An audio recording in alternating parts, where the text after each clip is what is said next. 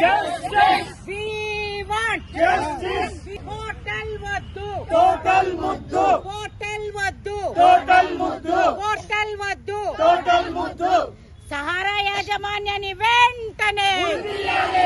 Sahara యాజమాన్యాన్ని వెంటనే ఉండియాలి. Sahara యాజమాన్యాన్ని వెంటనే జై స్వరాజ్య బోల్ టీవీ వరంగల్. ప్రస్తుతం మనము హన్మకొండలో ఉన్నాము. మనతో చాలా మంది సహారా బాధితులు ఉన్నారు. గతంలో సహారా బాధితుల యొక్క ధర్మ పోరాటం సంబంధించి మనము ప్రత్యేకంగా కవర్ చేయడం జరిగింది.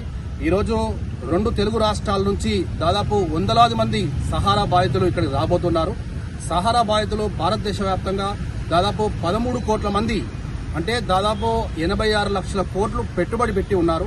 మరి గత 5 ఇయర్స్ లో సహారాలో ఏదో జరగబోతుంది అన్న ఒక అనుమానం వచ్చిన చాలా మంది కస్టమర్లు తమ అమౌంట్ ని వాపసు తీసుకునే ప్రయత్నంలో ఆఫీసు ముట్టడి చేయడం జరిగింది.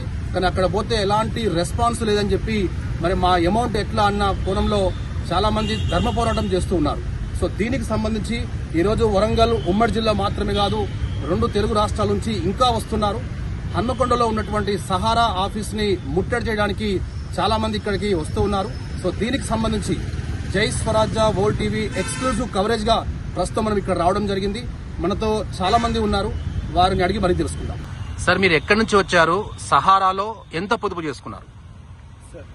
జై స్వరాజ్ వరల్డ్ టీవీ వారికి, జై స్వరాజ్ వరల్డ్ టీవీ వారికి ఏ మీడియా చేయని పని ఇలా జై స్వరాజ్ వరల్డ్ ద్వారా చాలా వరకు పబ్లిసిటీ చేస్తున్నందుకు వారికి పాదాభివందనాలు తెలియజేస్తూ, నేను వచ్చేసి అది ఉమ్మడి వరంగల్ జిల్లా అండి. నా పేరు చంద్రుడు. నేను 2007లో జనగామ బ్రాంచ్ లో ఎఫ్సీగా జాయిన్ చేయడం జరిగినది. నేను అంత ముందుకు 2007 కంటే ముందు ఒక బట్టల షాప్ లో ఒక 14 సంవత్సరాలు పనిచేసుకుంటూ గవర్నమెంట్ ఆమోదిత కంపెనీ అనేది చెప్పడంతో ఉపాధి కోసము నాకు 3 అమ్మాయిలు ఉపాధి కోసము ఈ కంపెనీలో నేను జాయిన్ కావడం జరిగింది. 2007 నుంచి 2010 వరకు ఇన్వెస్ట్మెంట్ నా సొంతంగా చేసుకుంటూ ప్లస్ కస్టమర్లతో కట్టియడం జరిగింది. 2010లో భారీ మొత్తంలో real estate bonds, housing bonds అని కంపెనీ భారీ మొత్తంలో తీసుకోవడం జరిగింది. దానికి చట్టానికి విరుద్ధంగా చేయడం జరిగిన కోర్టు కేసు జరుగుతుందన్న ఉద్దేశంతో ఆ రోజు కస్టమర్లకు తెలియకుండా, ఏజెంట్ మిత్రులకు తెలియకుండా కంపెనీ కన్వర్ట్ చేయడం జరిగింది.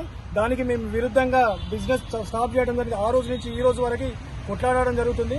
ఇప్పటికి మేము తిరుపతికి, ఢిల్లీకి అండ్ జోనల్ ఆఫీస్ కి, వరంగల్ సెక్టర్ ఆఫీస్ కి ఎన్నోసార్లు ధర్నాకి మీటింగ్ వెళ్ళడం జరిగింది. మాకు ఢిల్లీలో గత జనవరిలో మమ్మల్ని అరెస్ట్ చేసి హర్యానా పోలీస్ స్టేషన్ తీసుకుపోయి రాత్రి 12 గంటలకు బయట 150 కిలోమీటర్ ఆప్షన్ లో అడవి ప్రాంతాల్లో వదిలిపెట్టడం జరిగింది. అలాంటి ఘోరాలు ఇప్పటికీ భరించగలుగుతున్నాము. ఇప్పటికీ మా కస్టమర్లు వచ్చేసి చిన్న పొదుపులు రేపు గవర్నమెంట్ పెన్షన్స్ తీసుకుంటూ ఇదే కంపెనీలో ఇన్వెస్ట్మెంట్ జరిగింది. వాళ్ళకు రేపు వృద్ధులకు, రేపు హాస్పిటల్ పర్పస్ లో, పిల్లలకి పెళ్లిళ్ల పర్పస్, పిల్లలకి చదువుల పర్పస్ లో, ఉపాధి వాళ్ళకి అవసరాల నిమిత్తం కోసము పేమెంట్ కట్టడం జరుగుతుంది. ఈ రోజు వరకు ఏ ఒక్కరికి ₹1 ఇవ్వడం జరగలేదు. ఎప్పుడైనా కంపెనీ కోర్టు కేసులు అనుకుంటూ గతంలో నుంచి కాలయాపన చేసుకుంటూ ఎవరికి ₹1 ఇవ్వడం లేదు. ప్రభుత్వం కూడా అల్టిమేటంగా 5,000 కోట్లు అమిత్ షా గారు ప్రకటించారన్నారు. ఇప్పటి వరకు ఏ కస్టమర్ కి ₹1 కూడా ఇవ్వడం జరుగుతలేదు. మాకు గ్రామాలలో మాకు కస్టమర్లతోటి చాలా ఇబ్బంది కలుగుతుంది. మాకు కూడా ఈ రోజు మా పిల్లల కోసం, చదువుల కోసం, పెళ్లిళ్ల కోసం, వృద్ధులకు వాళ్ళ ఆసుపత్రుల కోసము చాలా వరకు ఇబ్బంది జరుగుతుంది.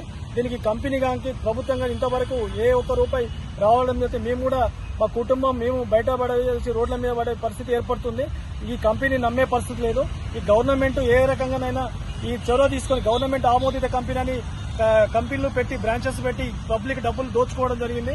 మరి ఇప్పుడు ఇదే గవర్నమెంట్ దానికి కంపెనీ మూత వేయించి ప్రజలకు డబ్బులు తిరిగి ఇప్పగలరని కోరుచున్నాం సార్. Thank you sir.